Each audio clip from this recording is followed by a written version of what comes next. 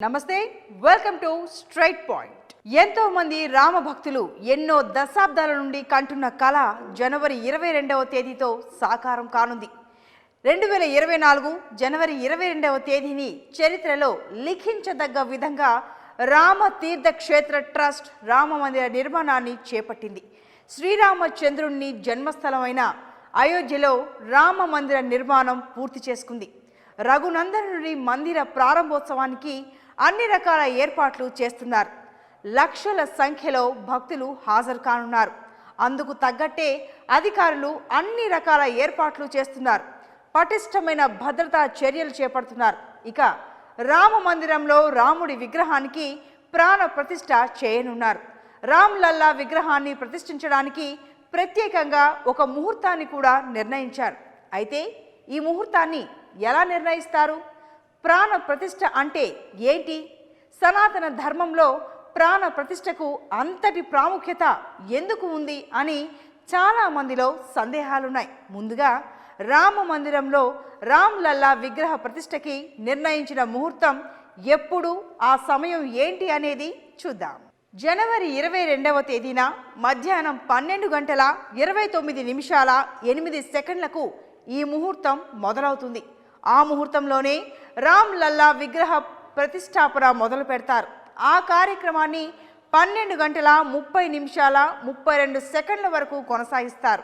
కేవలం 84 సెకండ్ల పాటు జరిగే ఈ కార్యక్రమాన్ని పండితులు వేద మంత్రాలను ఉచ్చరిస్తున్న సమయంలో నిర్వహిస్తారు.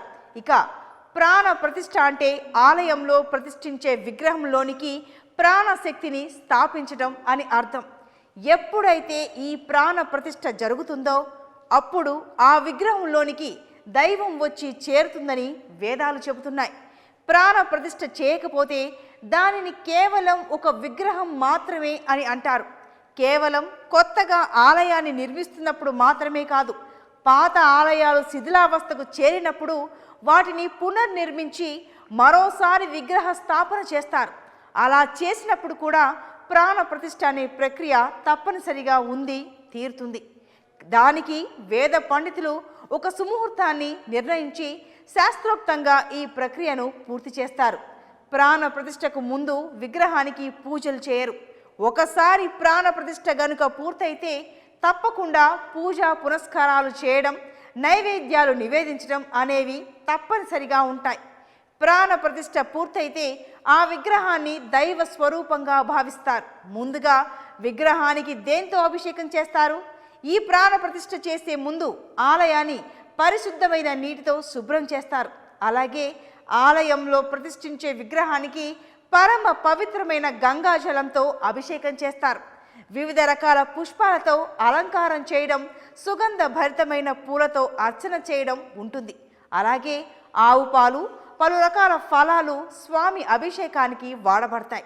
మన దేశంలో ఎక్కడ ఆలయాన్ని నిర్మించినా 199% ఇలాంటి పద్ధతులనే అవలంబిస్తారని తెలుస్తోంది. కాబట్టి అయోధ్య రామ మందిర నిర్మాణ అనంతరం గర్భగుడిలో ప్రతిష్ఠించబోయే విగ్రహ ప్రాణ ప్రతిష్ఠకు కూడా సుముహూర్తాన్ని ఎంపిక చేశారు. ద్వాదశ తిథిలో ప్రాణ ప్రతిష్ఠ చేయడం చాలా మంచిదని అంటున్నారు పండితులు. ఆ ముహూర్తం విష్ణువుతో ముడిపడి ఉంటుందట. కాబట్టి ఆ ముహూర్తంలో ఆలయ ప్రారంభ కార్యక్రమాన్ని చేపట్టడం వల్ల ఆలయంలో శ్రీ మహావిష్ణువు ఉనికి కూడా ఉంటుందని వేదాన్ని అవపోసాన పట్టిన పండితులు చెబుతున్నారు. సాధారణంగా విగ్రహ ప్రతిష్ఠకు 5 గ్రహాలు అనుకూలంగా ఉంటే దాన్ని మంచి సుముహూర్తంగా భావిస్తారట. కానీ రామ్ లల్లా విగ్రహ ప్రతిష్ఠకు 6 గ్రహాలు అనుకూలంగా ఉన్నాయట. అంటే ఇది ఇంకా దివ్యమైన ముహూర్తంగా పరిగణించవచ్చని ఉత్తరప్రదేశ్లోని వారణాసికి చెందిన సంఘవేద విద్యాలయ ఆచార్యులు, జ్యోతిష్యుడు ఆచార్య గణేశ్వర్ శాస్త్రి ద్రవిడ్ చెప్పినట్టు తెలుస్తోంది. ఇది వాటి straight point. Keep watching 6 TV.